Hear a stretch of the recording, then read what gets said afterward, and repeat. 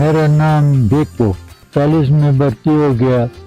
ہمارا 18 سال عمر تھا بھرتی کرتے وقت. میں سکوٹ بننے کے بعد فوج میں ہوتے ہوئے پھر بعد میں نے یعنی شادی کیا. پھر اس کے بعد گلگت میں تھوڑا ہمیں ٹریننگ سکھایا. اس کے بعد پھر آگے بڑھ گیا. پھر بنجی میں چلے گئے. بنجی میں اس وقت ہندو تھے.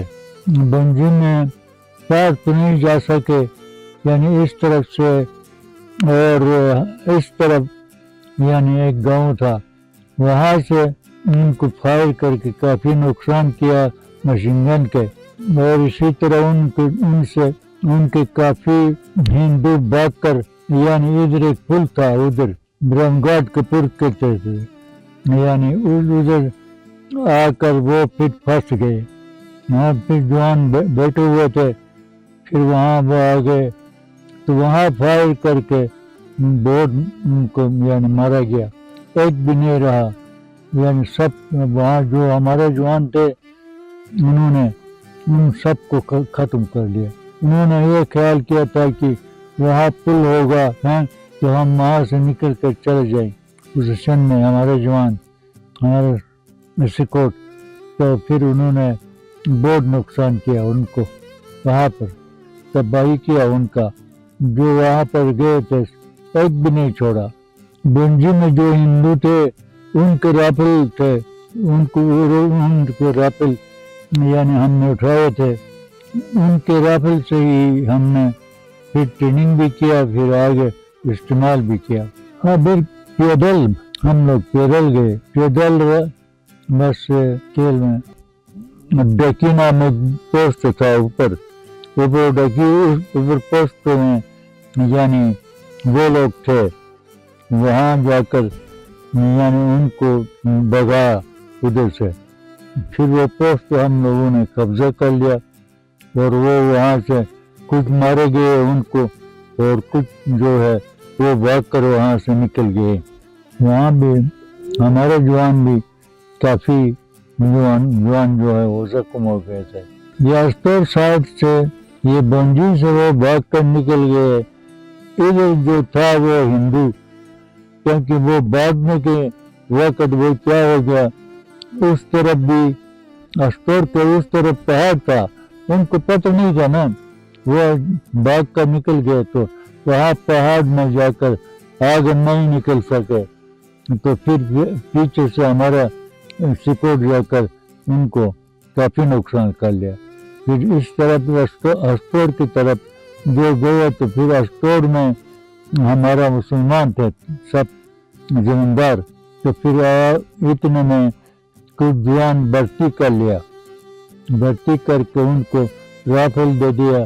پھر اس طرف جو ہندو چلے گئے انہوں نے وہاں پر ان کو ختم کر لیا. دلے جوان تھے ہمارے جوان جو تھا وہ بے ہمت نہیں ہوتا تھا.